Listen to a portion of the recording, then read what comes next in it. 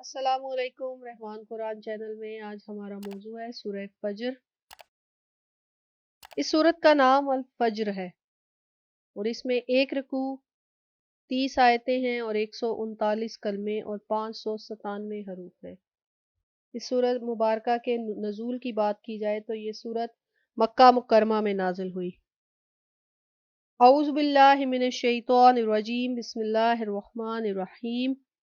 والفجر، قسم ہے صبحوں کی، ولیال عشر، اور ان مقدس 10 راتوں کی، والشفع والوتر، اور قسم ہے جفت اور طاق راتوں کی۔ دعوت اسلام سے مکہ کے مشرکانہ ماحول میں ایک ہلچل پیدا ہو گئی تھی۔ نبی کریم صلی اللہ علیہ وآلہ وسلم کی دعوت اس وقت 2 چیزوں تک محدود تھی، ایک اللہ تعالیٰ کی توحید اور روز جزا پر ایمان۔ وہ لوگ وقوع قیامت پر طرح طرح کے اعتراضات کیا کرتے اور اسے اپنی عقل کے خلاف خیال کرتے تھے۔ اب ان کے شکوک و شبہات کو دور کرنے کے لیے قرآن پاک میں کئی مقامات پر ذکر کیا گیا ہے، اور اسی طرح یہاں بھی سورہ فجر میں بھی اس سورت کا آغاز 5 قسمیں کھا کر فرمایا جا رہا ہے۔ ایسی 5 چیزوں کی قسمیں کھائی ہیں کہ انسان اگر ان میں غور کرے تو قیامت کے بارے میں اس کے تمام شک دور ہو جائیں گے۔ فرمایا قسم ہے فجر کی۔ اس فجر کے بارے میں کئی اقوال ہیں کہ یہاں پر کون سی فجر مراد ہے۔ اب ان میں سب سے بہترین قول یہی ہے کہ اسے کسی فجر سے مخصوص نہ کیا جائے، بلکہ ہر صبح مراد ہو جو طلوع ہوتی ہے تو رات کی تاریکی چھٹ جاتی ہے، ہر طرف روشنی پھیل جاتی ہے۔ پرند چرند انسان جو بھی آرام و سکون سے اپنے اپنی جگہوں میں رات بسر کر رہے ہوتے ہیں، اب اپنے اپنے معمولات اور اپنے اپنے فرائض کو انجام دینے کے لیے مصروف ہو جاتے ہیں۔ ولیال عشر، اور قسم ہے 10 راتوں کی جو بڑی شان والی ہیں۔ اب یہاں پر اس سے مراد کون سی راتیں ہیں؟ ذی الحج کی پہلی 10 راتیں، اس کے بارے میں بھی مختلف اقوال ہیں۔ کچھ اقوال کے نزدیک یہاں پر ذی الحج کی پہلی 10 راتیں مراد ہیں، کچھ کے نزدیک رمضان کی آخری 10 راتیں مراد ہیں، اور کچھ کے نزدیک محرم کی پہلی 10 راتیں مراد ہیں۔ والشفع والوتر، اور قسم ہے جفت اور طاق راتوں کی۔ اس کے بعد فرمایا کہ قسم ہے جفت اور طاق کی۔ اب جفت اور طاق کے بارے میں بھی کئی اقوال ہیں۔ اب یہاں پر ایک قول جو سب سے زیادہ محبوب ہے وہ یہ ہے کہ یہاں پر شفعی سے مراد مخلوق اور وتر سے مراد خالق ہے۔ اب اس کی تشریح اگر کی جائے تو ایسے بھی بیان کی جا سکتی ہے کہ یہاں پر ساری مخلوق جو ہیں وہ 2 ہیں، کفر و ایمان، ہدایت و ضلالت، دن اور رات، زمین و آسمان، بحر و بر، چاند اور سورج، جن و انس، مذکر و مونس، زندگی اور موت، عزت و ذلت، علم اور جہالت، وغیرہ وغیرہ۔ لیکن اللہ تعالیٰ اپنی تمام شانوں اور اپنی تمام صفات میں یکتا ہے اور وہ طاق ہے۔ وہاں زندگی ہے لیکن موت نہیں، اللہ کے ہاں عزت ہے ذلت نہیں، اس کے پاس علم ہے جہالت نہیں، قوت ہے کمزوری نہیں۔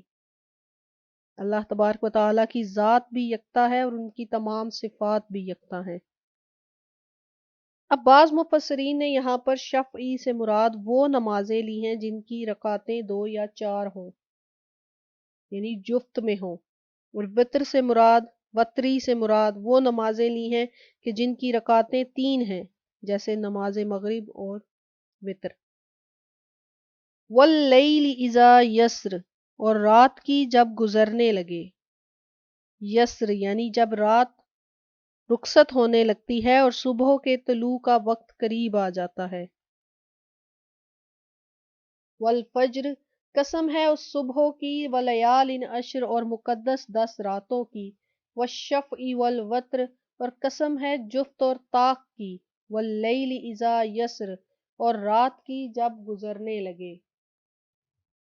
حل فی ذالک قسم لذی حجر، یقیناً اس میں قسم ہے عقل مند کے لیے۔ فرمایا کہ جو لوگ عقل مند ہیں اتنی ساری قسموں کے بعد انہیں تو روز جزا کا، روز قیامت کا یقین آ جائے گا، اور اس کے بعد انہیں مزید کسی قسم کی قسم کی ضرورت نہیں رہے گی۔ لیکن جو لوگ عقل ہی سے محروم ہیں، اب ان کے سامنے جتنی بھی قسمیں کھائی جائیں وہ ان سے کوئی ہدایت قبول نہیں کریں گے۔ لفظ یہاں پر استعمال کیا گیا ہے ہجر۔ عقل کو ہجر کہا جاتا ہے اس لیے کہ وہ غلط کاموں سے روکتی ہے۔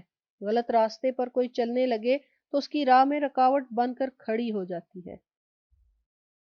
الم تر کیف فعل ربک بعاد، کیا آپ نے ملاحظہ نہ کیا کہ آپ کے رب نے کیا کیا عاد کے ساتھ، قوم عاد کے ساتھ۔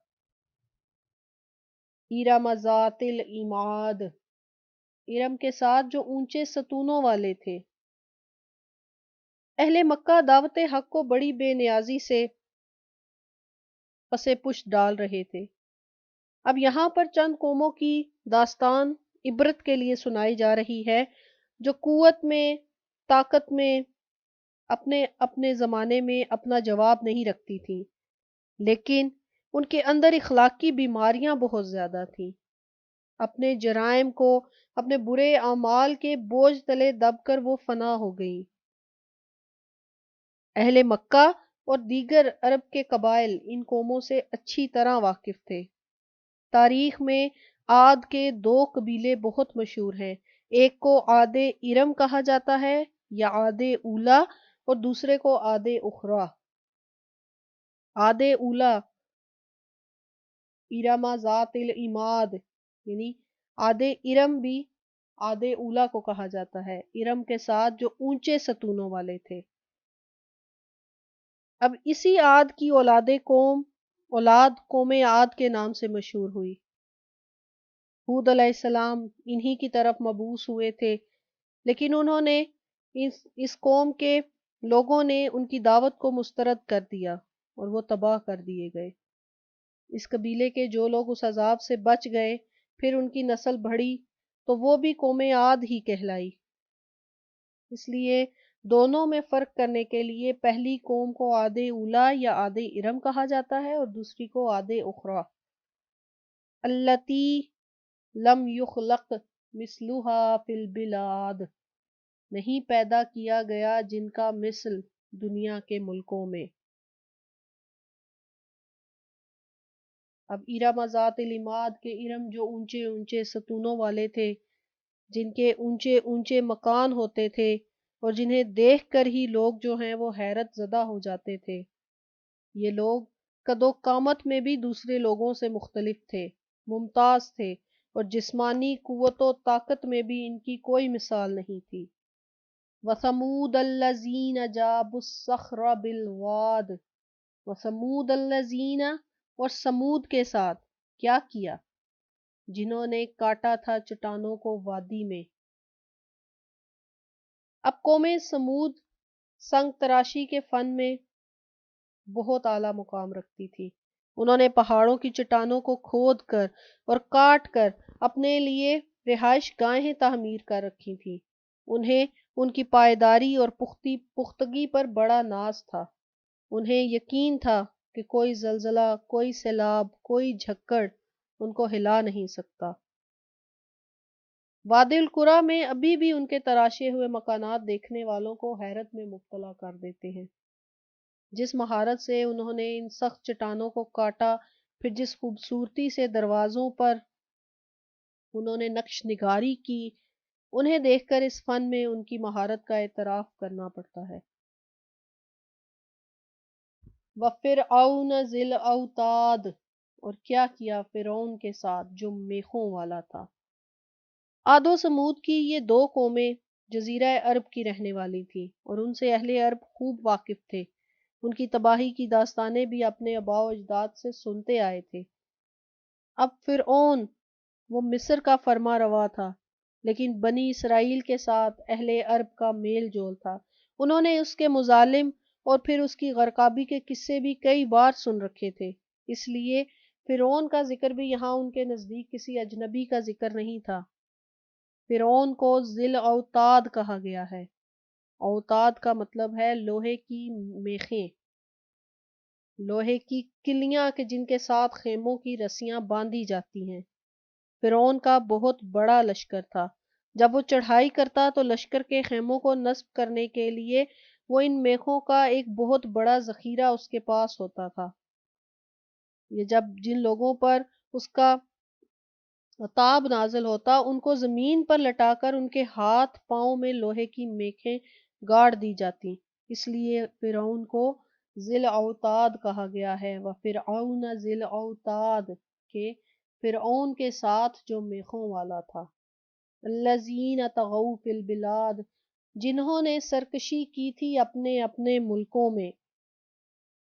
فَأَكْثَرُوا فِیہَا الْفَسَادَ پھر ان میں بکثرت فساد برپا کر دیا تھا۔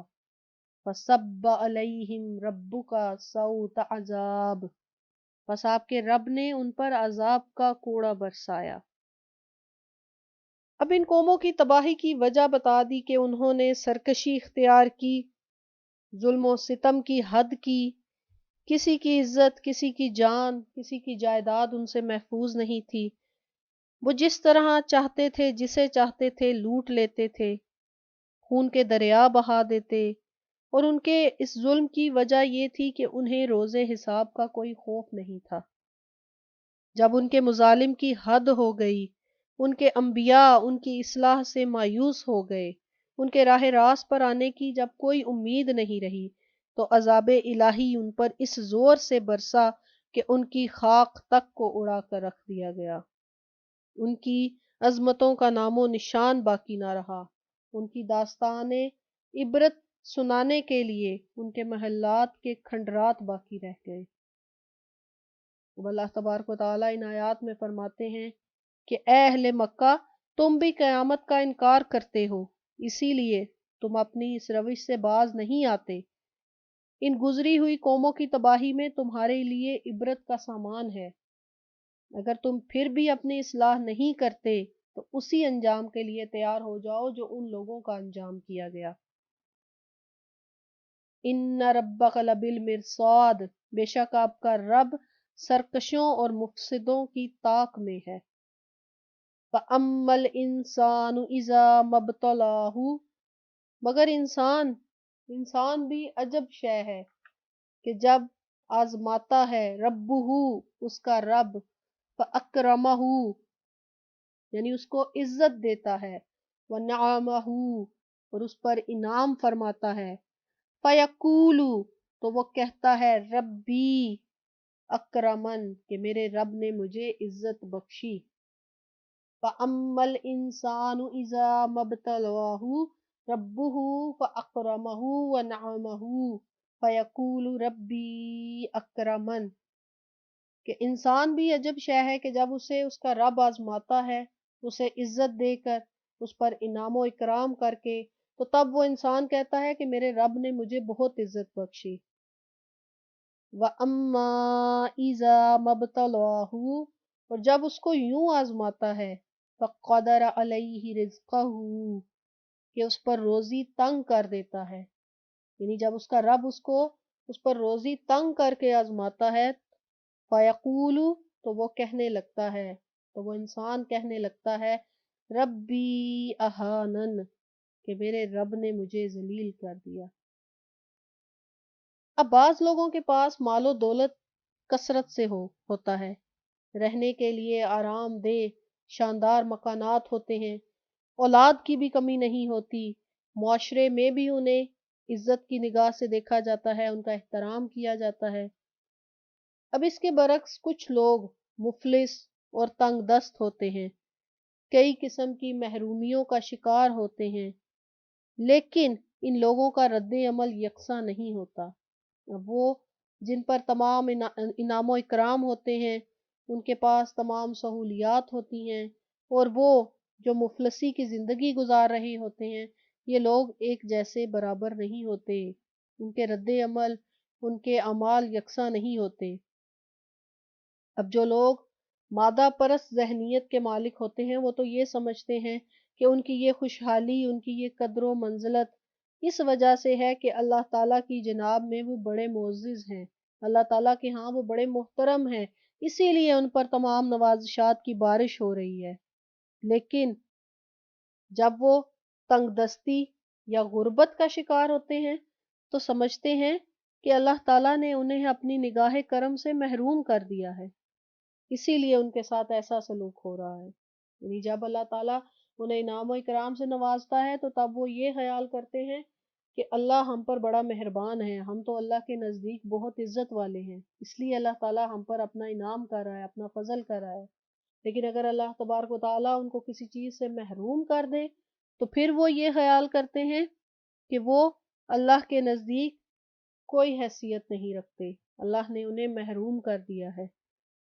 اب فصل کاشت کرتے ہیں تو وہ اگتی نہیں ہے، اگر ان کے پاس باغات ہیں تو وہ پھلتے نہیں ہیں، تجارت کرتے ہیں تو وہ بھی ان کی کامیاب نہیں ہوتی۔ اب ایسے لوگوں کے نزدیک اللہ تبارک و تعالیٰ کی رضامندی اور اللہ کی ناراضگی کا دار و مدار صرف دولت کی کمی یا بیشی پر ہے۔ کہ اگر ان کو اللہ کی طرف سے دولت زیادہ عطا کر دی جائے، رزق زیادہ عطا کر دیا جائے تو وہ سمجھتے ہیں کہ اللہ ان سے راضی ہے، اور اگر ان پہ کوئی کسی قسم کی تنگی آ جائے، کوئی پریشانی آ جائے تو وہ سمجھتے ہیں کہ یہ اللہ ان سے ناراض ہو گیا ہے۔ لیکن وہ لوگ جن کے دلوں میں اللہ تعالیٰ پر یقین ہے، وہ اسلام کی سچائی پر پختہ ایمان رکھتے ہیں، ان کے سوچنے کا انداز بالکل الگ ہوتا ہے۔ وہ دونوں حالتوں میں، یعنی جب اللہ تعالیٰ ان کو زیادہ عطا کرے، ہر شے عطا کرے، اور جب اللہ ان کو کسی چیز سے محروم کر دے، وہ دونوں حالتوں کو امتحان سمجھتے ہیں اور کوشش کرتے ہیں کہ وہ دونوں قسم کے امتحانوں میں کامیاب ہوں۔ اگر ان کی مالی حالت اچھی ہوتی ہے، ان کو عزت و احترام کی نظر سے دیکھا جاتا ہے، تو وہ اس پر اپنے اللہ کا شکر ادا کرتے ہیں، اپنے مالی وسائل، اپنے اثر و رسوخ کو اپنے اللہ کی مخلوق کی خدمت میں صرف کرتے ہیں۔ وہ غریبوں کی امداد کرتے ہیں، کمزور اور ضعیف لوگوں پر کوئی ظلم کرنے لگے تو وہ اس کا مقابلہ مظلوم کے ساتھ مل کر کرتے ہیں، نیکی کا حکم دیتے ہیں اور برائی کو ختم کرنے کے لیے ہمیشہ کوشش کرتے ہیں۔ اور اگر ایسے لوگوں پر غربت کا دور آتا ہے تو وہ صبر کا دامن مضبوطی سے پکڑتے ہیں، کسی کے سامنے ہاتھ نہیں پھیلاتے، اپنی مالی حالت کو درست کرنے کے لیے حرام ذرائع اختیار نہیں کرتے۔ اس غربت و افلاس میں بھی وہ اپنے علیم و حکیم پروردگار کا شکر ادا کرتے ہیں، اس کی حکمتوں کو دیکھتے ہیں۔ قرآن کریم کی ان آیات میں ان دونوں حالتوں کو آزمائش سے تعبیر کیا گیا ہے کہ جن سے صاف پتہ چلتا ہے کہ دولت کی قلت یعنی دولت کی کمی یا کثرت اللہ تبارک و تعالیٰ کی رضا اور ناراضگی کا معیار نہیں ہے، بلکہ ان دونوں صورتوں میں جو طرز عمل آپ اختیار کریں گے اسی کے باعث آپ اپنے رب کی خوشنودی یا اپنے رب کے غضب کے مستحق ہوں گے۔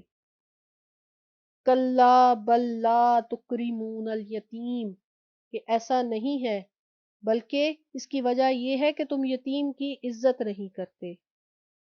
اب ان نادانوں کے اس نظریے کو اللہ تبارک و تعالی نے جھوٹ قرار دیتے ہوئے یہ بیان کیا ہے کہ اللہ تبارک و تعالیٰ کا ارشاد ہے کہ میں جس کی عزت کرتا ہوں کثرت دنیا کی وجہ سے نہیں، اور جس کو ذلیل کرتا ہوں اس کو افلاس کی وجہ سے نہیں، بلکہ میں اپنی اطاعت کی وجہ سے کسی کو سرفراز کرتا ہوں اور اپنی نافرمانی کی وجہ سے کسی کو ذلیل و خوار کرتا ہوں۔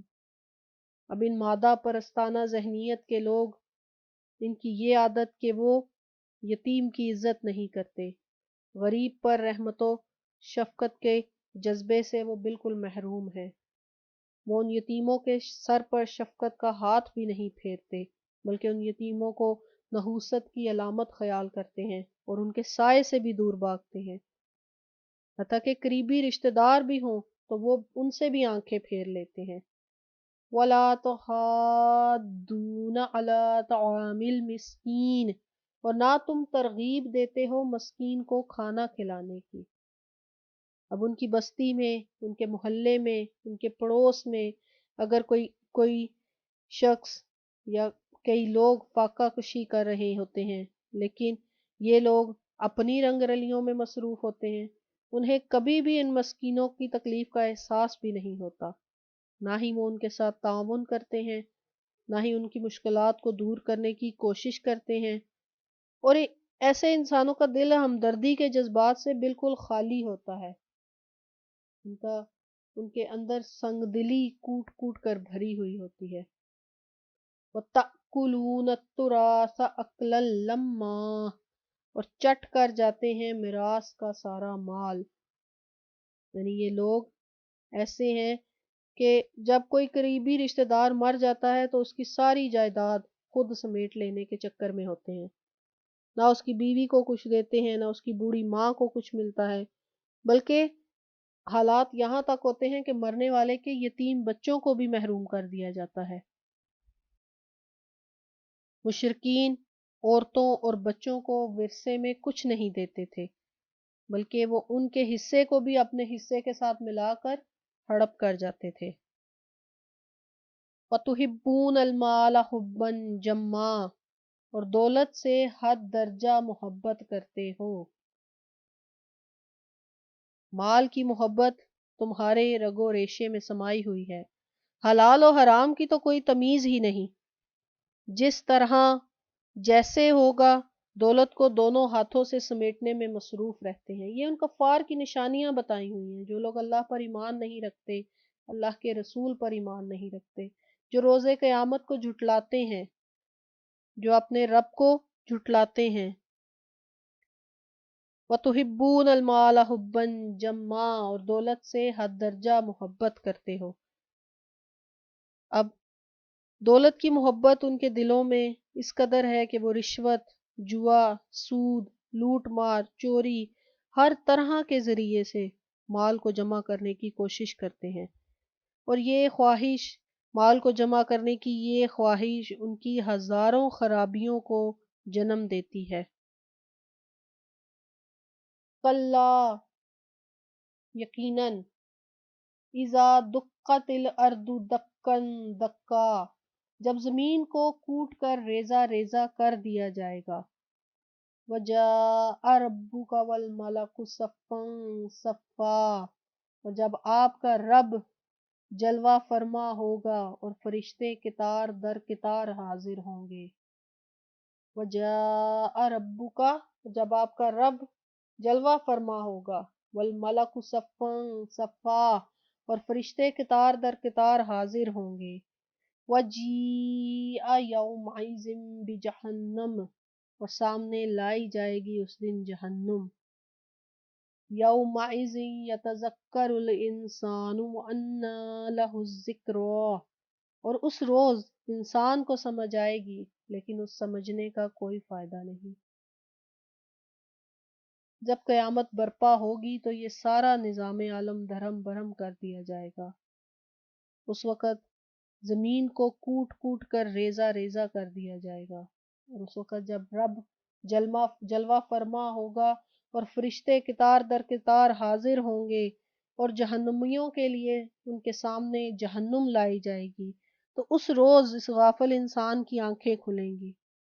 اس وقت ان غافل لوگوں کو پتہ چلے گا کہ اللہ تعالیٰ کے رسولوں نے جو کچھ بتایا تھا وہ حق تھا، جو قرآن پاک نے دعوت دی تھی اسی میں فلاح تھی، لیکن وَأَنَّىٰ لَهُ الذِّكْرَىٰ، لیکن اس سمجھنے کا کیا فائدہ، لیکن اس دن یہ سمجھنا ان کے کسی کام نہیں آئے گا، انہیں اپنے تمام اعمال کی، برے اعمال کی سزا بھگتنی پڑے گی۔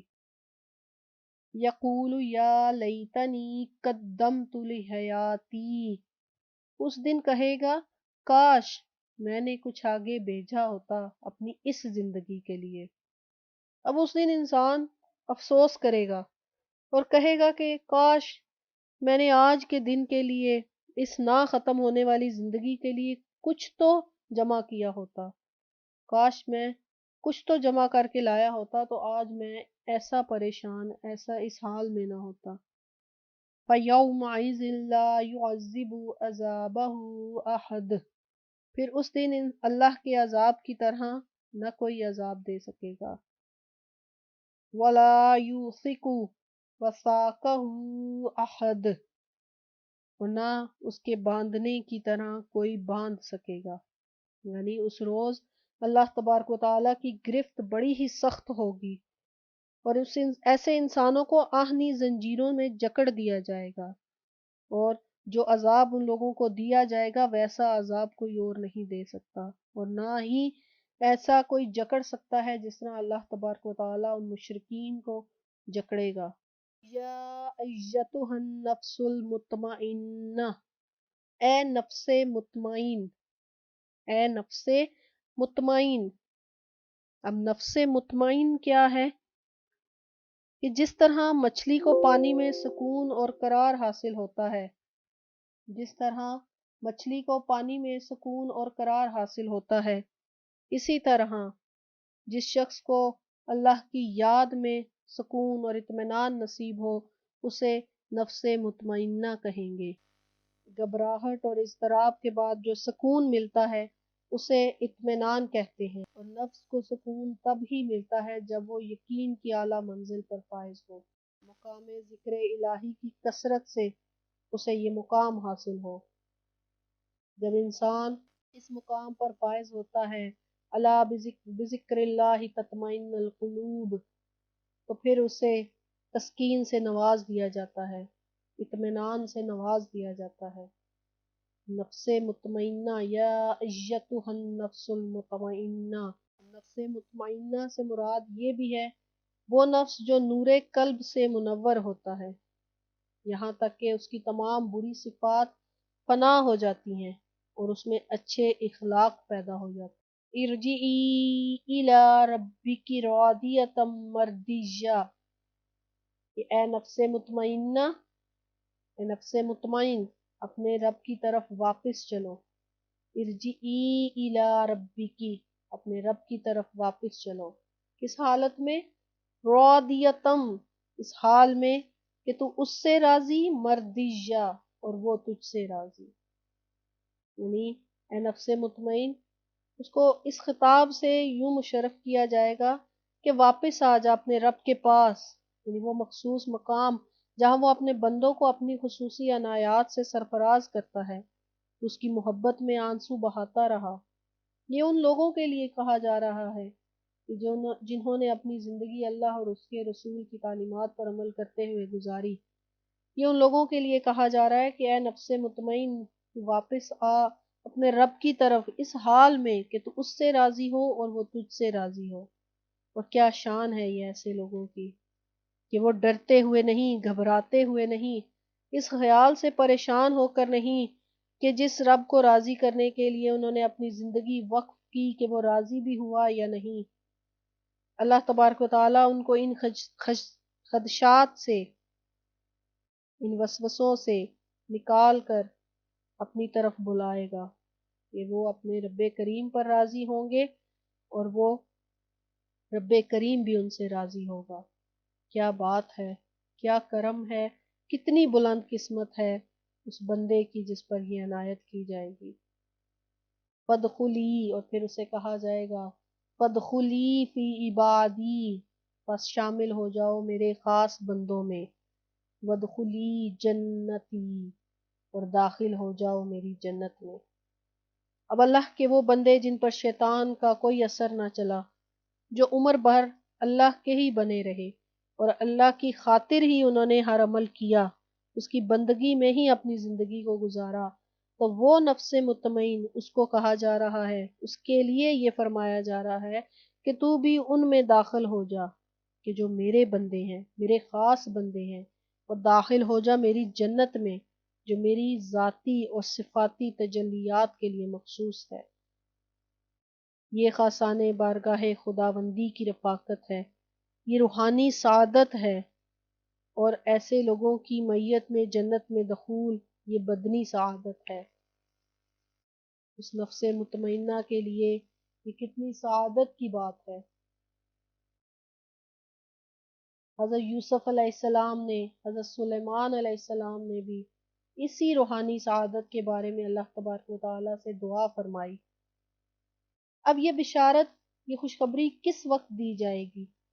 بعض علماء کی رائے ہے کہ روز محشر جب یہ لوگ قبروں سے اٹھیں گے، جو اللہ کے نیک بندے جب اپنی قبروں سے اٹھیں گے تو اس وقت انہیں یہ خوشخبری سنائی جائے گی۔